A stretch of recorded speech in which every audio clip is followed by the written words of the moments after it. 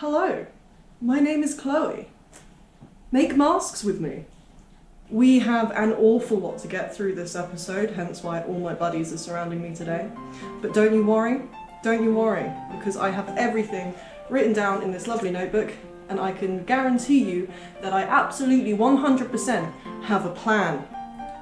So, this is what we managed to get done today, or this episode. Look, it's so lovely. Beautiful. I'm very excited.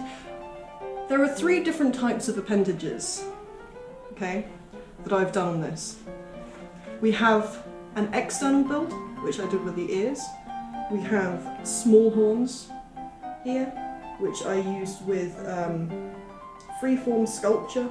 I will explain to you what I mean by that. And then we have our large horns, which I made with wire.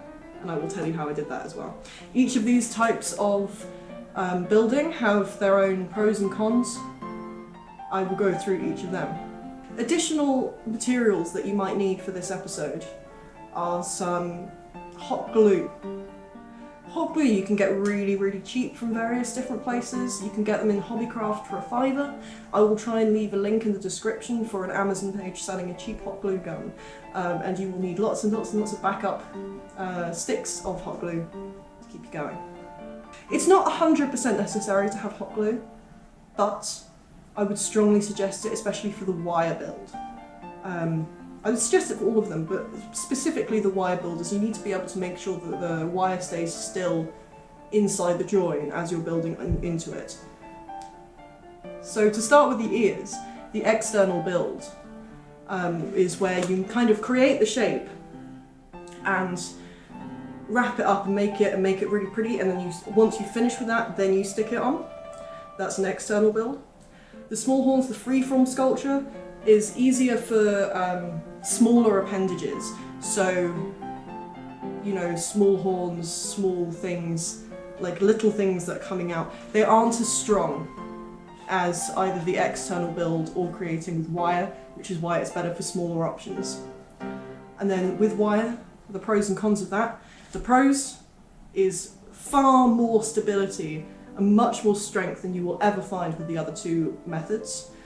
However, you have to create holes in your mask and poke the wire through, so it requires a lot more internal adjustment. But it's very strong, very strong. So when we were creating the ears are interesting. Ears are fun because, you know, you can make one and make it beautiful and make it really lovely, and then you will spend 3 hours trying to get the other one to match. One thing I should say about this is that you don't have to make any of it symmetrical. In fact, you know, biologically, faces aren't symmetrical. They never have been, they never will be, and you'll create a more organic mask if you don't worry too much about, you know, whether it's precisely the right angle or size in order to make it look good. So, yeah, we created up the ears with a flat bit of toilet paper. We kind of tried to make it, wrap it into the shape. Made sure it was reasonably strong, made sure that it wasn't going to absolutely destroy itself once we stick it on. Once you've got basic shape stuck onto the mask, you want to join it so that you can no longer see where the join is. You're attaching it just in front of your own ear, to where, right at the back where you brought the mask back towards it, as close to the edge as you possibly can go. And you want to cover all the joining points. Every bit you see where it's clearly a separate being, a separate object, you need to then cover up, as this will give it the strength that it needs to stay in place. Once we've done that, we're going to go all the way around, building up the cartilage line around the ears. Again, like the mouth from the last episode, and the nostrils, I suppose, we're going to build it up using rolled up bits of toilet paper going all the way around, and thin strips of gum paper covering it. And then of course you have to do exactly the same on the other side. We want to create an illusion of depth with the ear, because obviously this is one of the holes that goes inside your body. So we want to create this illusion of it being really deep inside. And you can do that by just building up a little bit on each side, here and here. Even though it doesn't go anywhere, the illusion remains. Make sure you pay extra attention to the joins behind the ears. So in here, back here, here, and here. Because that's where you'll find that it's the weakest.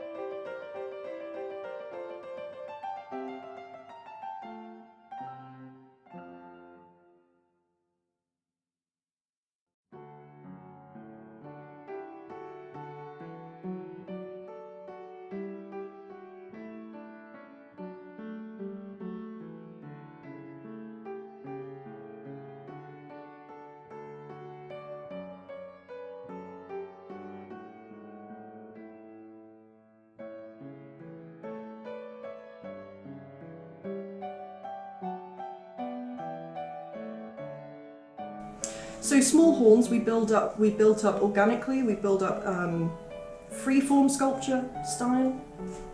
So we start by rolling up lots of, kind of like scrunching up bits of tellurol, scrunching lots of little ones up, and then you stick it down into each piece individually with gum paper, a bit like the rest of the original face that we made.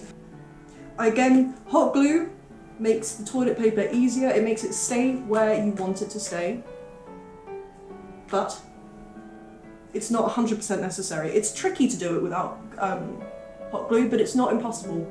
As you know, the gum paper does work as like sellotape, so it will stay, but it's tricky. As you build up, it's doubly important for the freeform sculpture that you check the joins between each piece of glue roll. So on here, on the on the external build, the only join that you have to worry about once it's stuck on is the one attaching it to the mask. When you're doing freeform sculpture, that isn't the case. You need to worry about each join as it happens. But you can make some wildly more fantastic, wonderful, organic looking structures. Any thinner parts, any bits of your freeform sculpture that are thinner than what's above it will need additional support, extra support. Pay special attention to any thinner parts.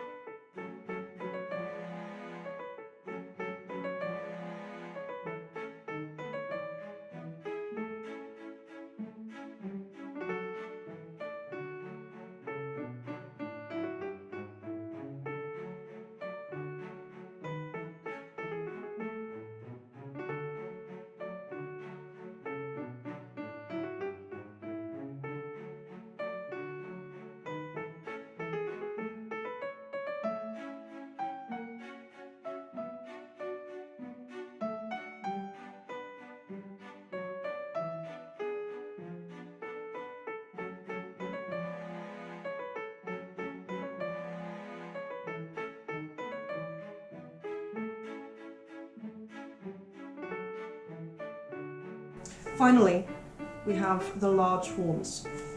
This is probably the most tricky, but the most stable of all kinds of appendages that you have. I recommend these for big structured appendages. So horns, snakes, big things. You want the extra support of wire. Another thing you need to look out for when you're using wire is the weight. The more wire you use, the heavier it will be. But if you're making something like this, it shouldn't make too much difference. This is where it starts to make a difference, when there's lots of wire. But this also has liquid latex over the top of it. And one day, in a different series, I will talk to you about liquid latex once I actually know how to use it. So to make these large horns, what you're going to do is you're going to create 4 holes, or as many holes as your structure demands. So at each corner of your structure, you're going to put some wire. You're going to put a hole, and then you're going to take the wire, you're going to bend the end of it just a little bit, and kind of poke it and hook it through. What you need to do after that is get some hot glue, kind of squirt it in the hole to try and keep it still. Wire and hot glue aren't necessarily, it's never going to stay completely. You need it to not be falling out, I think is the main thing. It's going to wander around. All the wires and bits and bobs are going to be floating and flying, and for that reason I would recommend safety goggles, but I don't have any, because again, I don't value my own life. So once you've hooked it through, you put in some hot glue, and then you're going to wrap the whole thing, wrap each bit of wire and each join in gum paper. Again, wire and gum paper, but again, we can work on attaching it so it's not going to come out at all later. You want to do this on both sides, so inside and outside. And on the inside, where you've hooked the wire through, you're going to, you want to make a small cushion, a small flattish cushion of toilet paper to put it over the top of the wire so it doesn't poke into your head. You don't need that pain in your life, so cushion the inside. Once you've done this, however many times you need to, you can start to bend the wires and start to create your shape.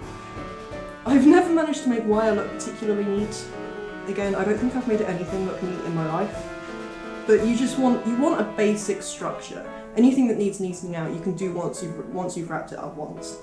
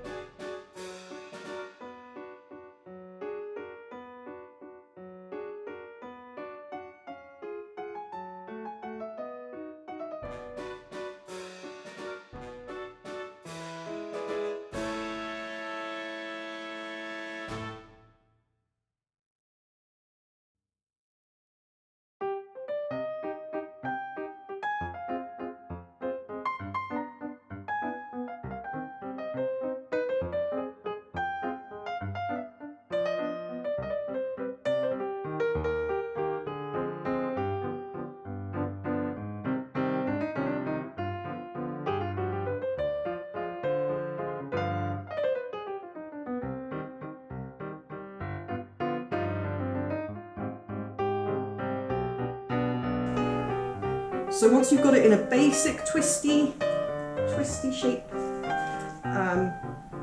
you're going to shove big clumps of toilet paper. You're going to shove it in the middle of the structure, just so it's got some extra stability and some extra padding to keep it nice and safe. And you're going to start wrapping it up. And that way you're going to work your way all the way down the wall until you've got the whole shape. And if you're looking at it and going, yeah, but that wire's going somewhere I don't want it to, well, once you've wrapped it all up once, right, and you've got a basic kind of loose gum paper structure, you can start building out the shape into something a little more of what you desire it to be. Because of the properties of the wire, the first layer of gum paper for horns doesn't have to be strong because it's not going anywhere. So what you can do is, if you've wrapped it up once and it's completely the wrong shape, you can just adjust it. You can just literally force it into the correct position, because the wire will make sure that none of the gum paper snaps or falls off or anything like that. And after the first layer, it's not going to be neat anyway. So you might as well just manhandle it, push it.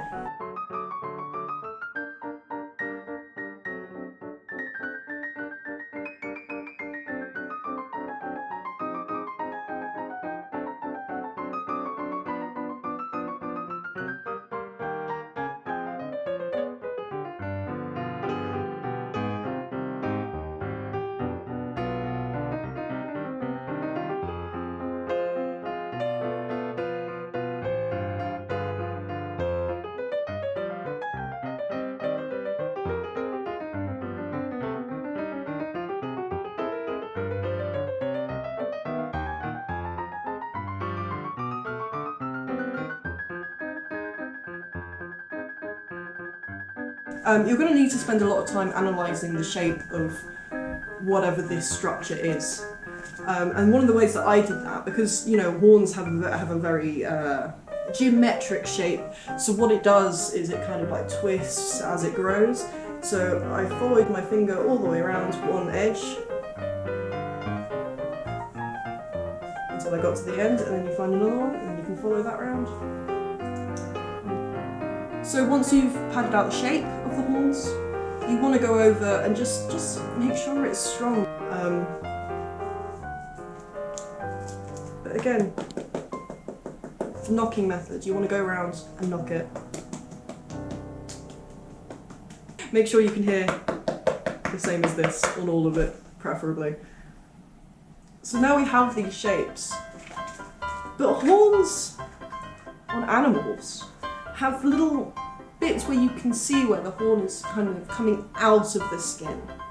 So how do we make that work? How do we make that work? Well, what we do is we get a long bit of toilet paper, we roll it up, we stick it around the edge with gum paper. And as we're putting the gum paper down, we want a smooth part going up towards the horns, but when it reaches the horns, we want it to kind of sharply... I don't know, you can see it. So we're kind of tucking in the gum paper underneath almost as we go around.